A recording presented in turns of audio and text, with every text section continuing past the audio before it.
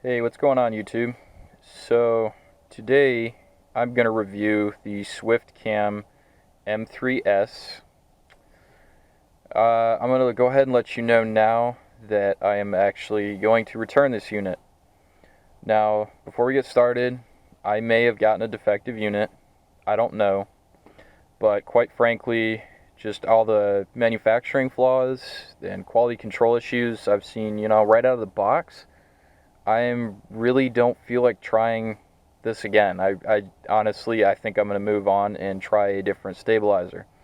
The reasons why I bought this stabilizer is because of the full control with the joystick you get. That is awesome. Um, there's a Kumba Cam that has up and down control, but this one has full 360-degree control, so you can actually pan and tilt left, right, up, down, straight from the joystick, and that's amazing. But as far as the quality control issues, all right, so I right out of the box, this is the iPhone 6 Plus. That's what's in it right now. All right, so this counterweight here, which is just a slip-on sleeve here. Let me see if I can take it off easy enough.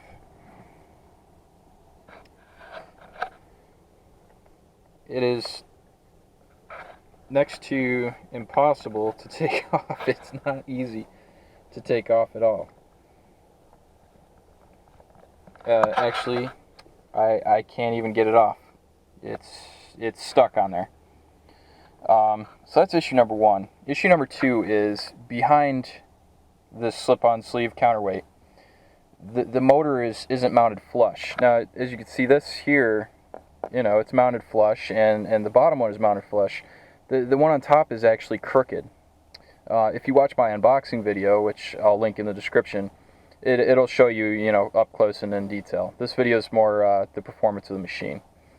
But anyway, moving on, the handle, extremely cheapo plastic. It just makes the whole thing feel like a piece of junk. Now the upper half is solid. I'm very happy with handle up. Very happy with it. Very well built. As far as the app, too, the app is great. The app is very intuitive. It's very easy to control, and it actually only crashed on me one time, but it started right up and worked fine. And it connects to the device via Bluetooth. So you can actually start and stop recording by pressing the thumbstick, which is great. Then you can also change all the settings via the screen of your phone, too. So that's great.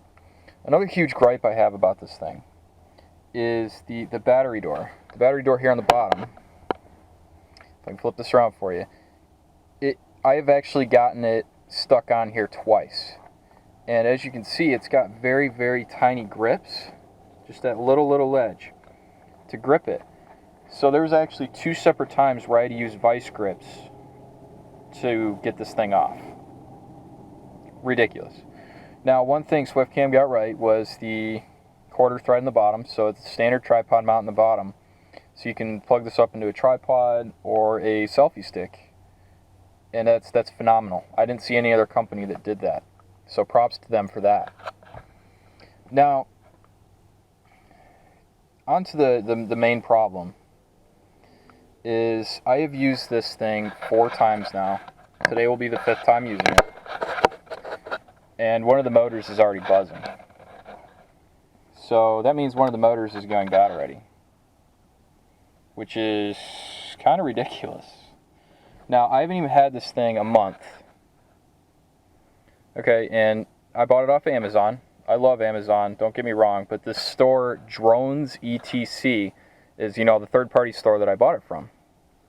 Well, it's been over 14 days, so they won't do anything. They want me to go through SwiftCam to deal with the warranty information. Now, I contacted Amazon themselves. They sent me a shipping label, so I'm going to pack it up today and actually send it back. So, Amazon is great. Drones ETC, the third party from Amazon, avoid them. They literally nicely told me to shove it. That sucks. It's over 14 days. We're not going to, take care of it. Even though out of the box, it had those 3 quality control issues. That being the motor's crooked, the stinking counterweight gets stuck on the dang thing. And I don't know why, for the life of me, I can't think of the third thing that was just not right with it. I just can't think of it right now. Anyway, moving on. So we're going to power this thing up. So you press the button on the front, power it up, and then I'm going to hit connect. And then as you can see, pulls up the SwiftCam, click on it again, and it's going to connect. So now you hold in the joystick. Oh, it disconnected. I wasn't fast enough. Alright, so powered on, holding the joystick, and it'll power up. Now, as you can hear, hopefully this camera will pick it up. But I don't know if you can hear that buzzing or not. That's the bottom mount handle. It's going bad already. That buzzing, it shouldn't be buzzing first out of the box. First 3 times I used it, it didn't buzz at all. So that means it's working perfectly fine. But now it's buzzing, which means the motor's already going bad. Now let me see if I can do this one-handed.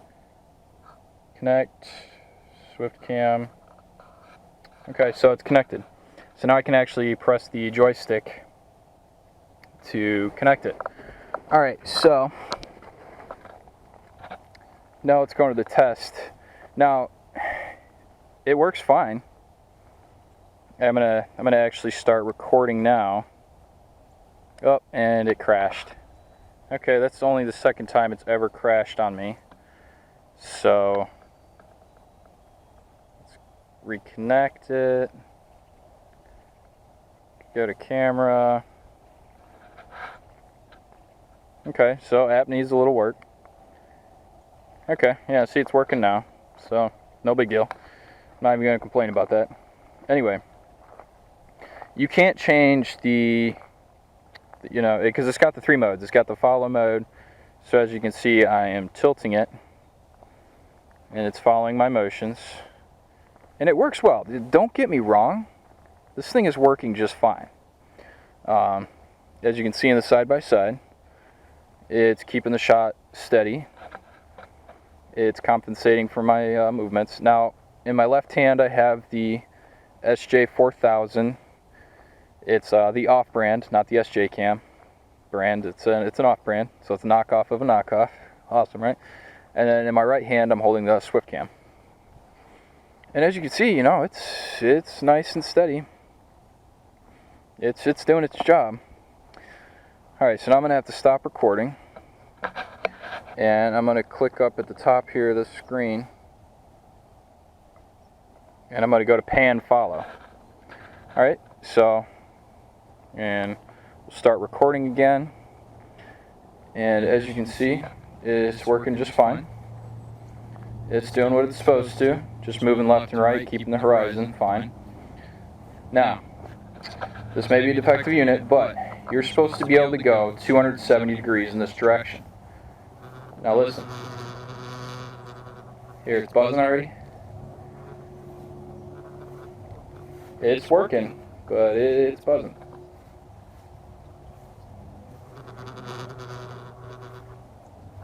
It's actually not as bad as it was doing yesterday. Now,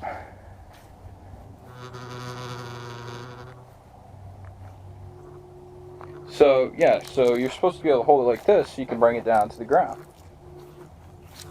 and twist it back and forth. Now don't get me wrong, it works, but that buzzing noise is obviously shaking the camera, and it's not supposed to be doing that. So again, I don't know if I have a defective unit or it's not strong enough to hold the 6 Plus, but it's supposed to be. It's advertised for it. I unfortunately have not tried a different phone. I don't have one. So,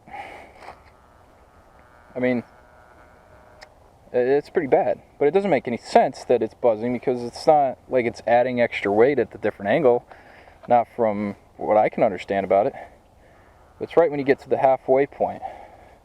So, now, check this out though. This is great though. The joystick, you know, moves it up and down, left and right. Now it's kind of tweaking out on me. I noticed it's vibrating again. So, I mean, here's my plan. I am actually just returning this unit. I think once SwiftCam addresses these issues, oh my gosh, I mean, this would be the greatest unit ever. It's a lot more intuitive than the others are. The other ones, as far as I can tell, you know, they don't have the app control, they don't have the joystick. I really like this machine. That's interesting. It just went down all the way with no issue. Maybe it fixed itself? I don't know. But I don't know. I don't know what you think. Leave your comments below. Let me know. I think what I'm going to do is I'm going to move on and try the KumbaCam. I'm going to go ahead and give that one a shot. So we'll see how it goes. But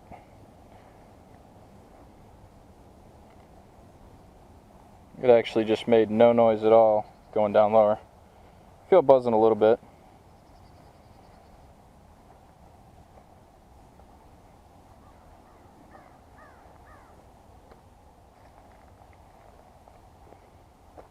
But that is how you're supposed to be able to use it, so I really hope SwiftCam sees this video. I hope they solve these issues. You know, machine it a little better. There's some quality control issues. Again, I could have just gotten a bad unit. I don't know. Cheapo plastic handle that sucks. Everything else is great. I really do like this unit. It actually seems to be working. Oh, the other thing. Okay, the battery life. The battery's not lasting very long. Could be because it's a heavier phone. But the first couple times I used it, I maybe got, I want to say 25 minutes to 35 minutes of use the first few times. And